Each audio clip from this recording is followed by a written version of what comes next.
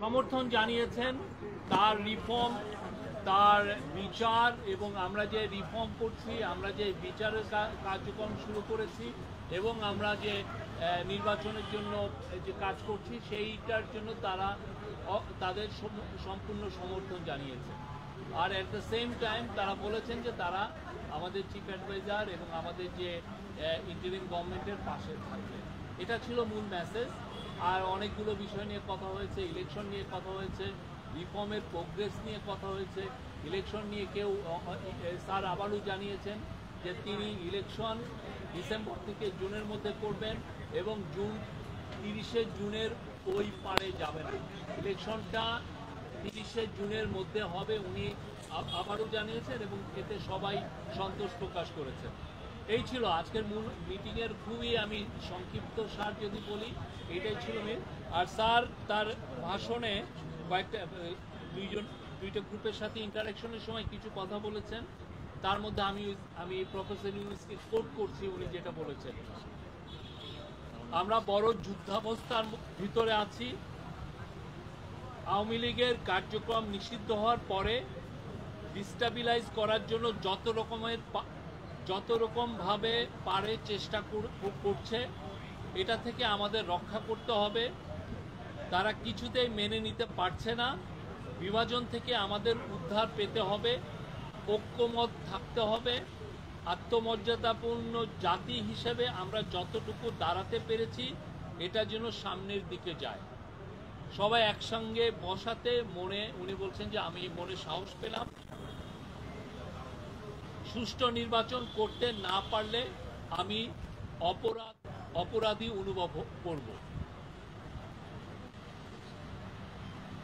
আর তারপরে বলেছেন যে মহাসুযোগ পেয়েছি অভ্যুত্থানের কারণে ধ্বংস হয়ে যাওয়া দেশকে টেনে আনা। আওয়ামী লীগকে নিষিদ্ধ করার সঙ্গে সঙ্গে আর একটা যুদ্ধ পরিস্থিতি তৈরি হয়েছে দেশের ভিতরে এবং বাইরে, যাতে আমরা এগোতে না পারি, যাতে সব কিছু কলাপস হয়ে যায়, আবার যাতে গোলামিতে ফেরত যায়। এটা যারা এই কনস্পাইরেসিগুলো করছে তাদের ইন্টেনশন হচ্ছে আমরা যেন আবার গোলামিতে ফেরত যাই।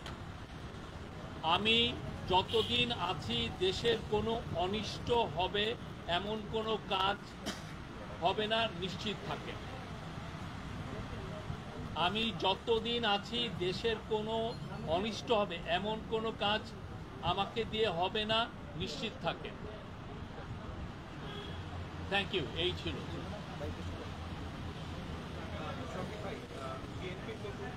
আপনি কোন? আচ্ছা, আপনার নাম কি?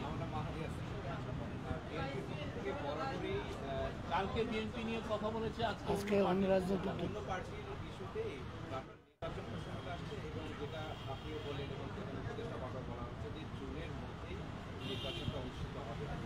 বিএনপি বা অন্যান্য কিছু দল কালকে যে দলগুলো সেই দলগুলো কথা বলেছে, তারা একটা শিবিরের কথা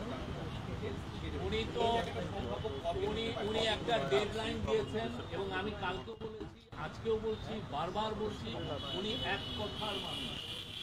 উনি বারবার বলেছেন যে জুন 30-এর পরে আপনাকে ওনাকে ট্রাস্ট করতে হবে।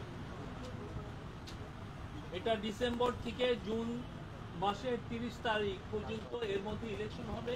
ওই জুন মাসের 30 তারিখে জুলাই মাসের 1 তারিখে যাবে না। আপনি রোড ম্যাপ, এটাই আপনাকে ওইটা যখন সময় আসবে উনি রোড ম্যাপ বা যেটা শিডিউল সেটা ঘোষণা করবেন। আমরা তো এটা বারবার বলছি, একটা না, এটা নিয়ে কিন্তু আমরা দিনের পর দিন, মাসের পর মাস বলছি। আমি জানি এটা কেন এটা এমবিগুইটি আছে। ওনার এখানে তো কোনো এমবিগুইটি নাই। Any question?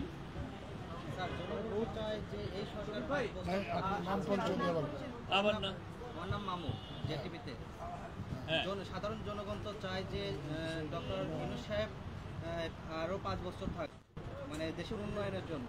ইউনূস সাহেব, প্রফেসর ইউনূস জানিয়েছেন উনি জুন মাসের 30 তারিখের পরে থাকবেন না, একদিনও থাকবেন না। সেক্ষেত্রে যদি জনগণ চায়, আমি বললাম তো, উনি বলেছেন জুন মাসের 30 তারিখের পরে একদিনও থাকবেন না। Any other question? হ্যাঁ। আজকে রাজনৈতিক ব্যক্তিত্ব যারা এসেছিলেন তারা বলছিলেন যে প্রশাসনের কনফিডেন্ট পাচ্ছে না অন্তর্বর্তী সরকার, যে কারণে তারা নির্বাচনের ব্যাপারে দ্বিধাগ্রস্ত ছিলেন, বা যে কারণে মানে কোন জায়গাগুলোতে মনে হচ্ছে যে এখন বা কাদের কারণে ডিস্টেবিলাইজেশন, যে প্রশাসনের উপরে সরকারের নিয়ন্ত্রণ নেই বা বোঝাপড়ায় ঘাটতি আছে? আমাদের গভর্নমেন্টের তো 3টা ব্রড কাজ আমরা বলেছি। একটা হচ্ছে হলো সংস্কার, আর একটা হচ্ছে বিচার, আর একটা হচ্ছে নির্বাচন। তো এই সংস্কারের কাজের মধ্যে সংস্কারগুলো হওয়ার পরে আমরা যখন পূর্ণ সংস্কার করতে পারবো, দেখবেন যে ইলেকশন এগুলো বিষয়েও আমরা মানুষের আস্থা পাবো।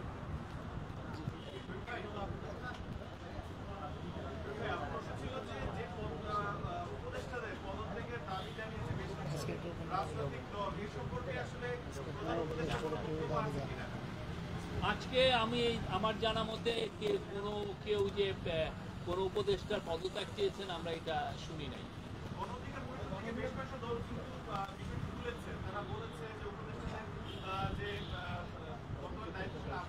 ওনারা সুনির্দিষ্ট দাবি করেছেন বলে আমার সুনির্দিষ্ট দাবি করেছেন বলে আমি জানি। কেউ রিসাফলের কথা বলেছেন, বাট পদত্যাগের কথা আমি শুনি নাই, সরি।